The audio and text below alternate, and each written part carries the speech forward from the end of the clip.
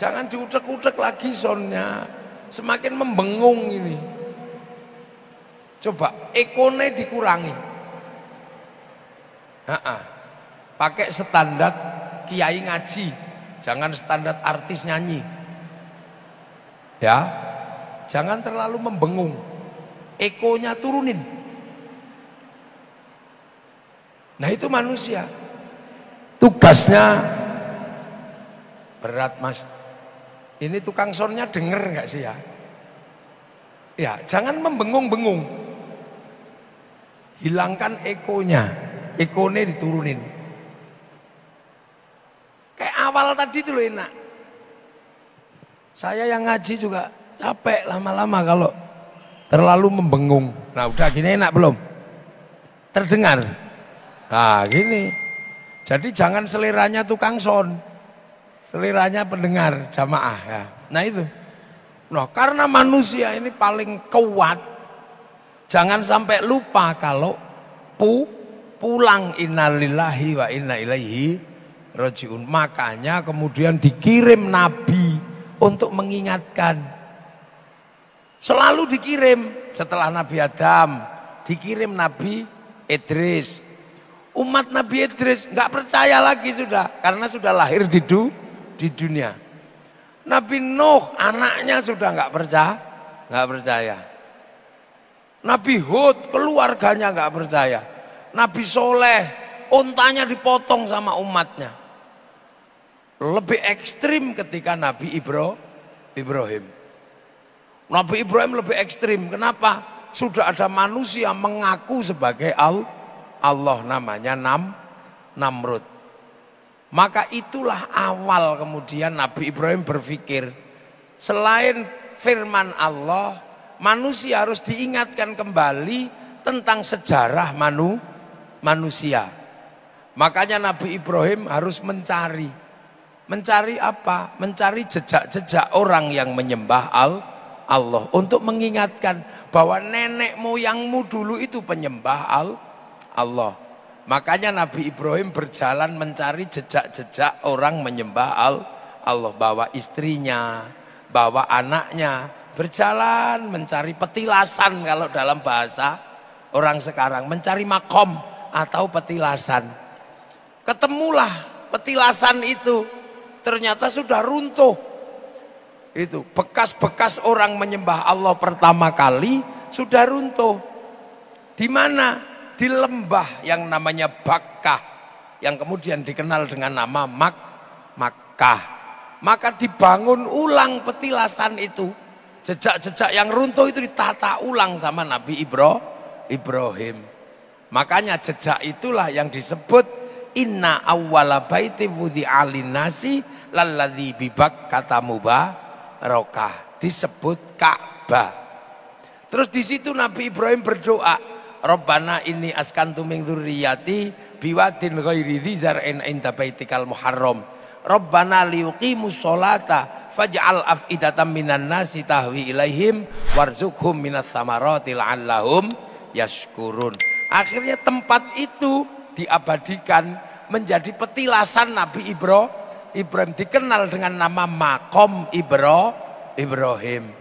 Tempatnya Nabi Ismail diabadikan namanya Hijir Ismail. Tempat Siti Hajar lari ke sana ke sini diabadikan namanya Sofa Marwah. Semenjak itu manusia menemukan kembali jejak-jejak orang menyembah Allah. Selain firman, selain penjelasan kitab, juga ketemu bekas-bekas peninggalan orang menyembah Allah. Nah setelah itu kemudian manusia lebih tertata, karena wahyunya ada, bekasnya ada, petilasannya ada. Setelah itu kenabian-kenabian berikutnya semua dari keluarga Nabi Ibrahim. Karena Nabi Ibrahim punya anak dua, satu Ishak, satu Ismail. Yang Ishak punya anak namanya Yakub atau Israel. Israel punya anak 12, dikenal dengan nama Bani Israel. Setelah itu semua nabi dari Bani Israel Kampungnya ada di sekitaran Filistin. Maka Palestina menjadi pusat manusia menyembah Allah.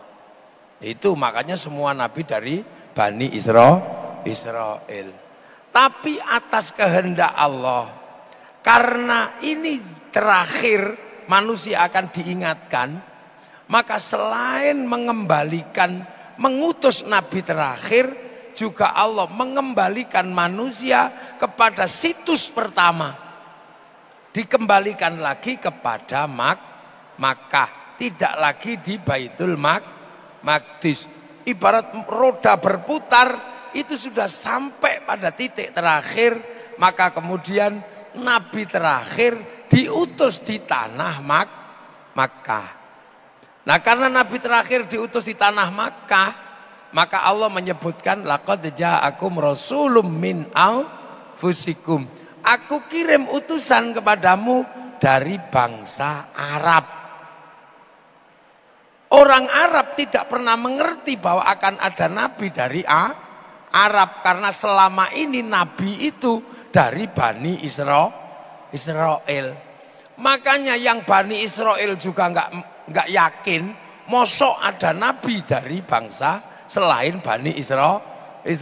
Maka orang Bani Israel nggak percaya ada nabi orang Arab, yang orang Arab nggak pernah ngerti karena tidak pernah ada nabi dari Arab.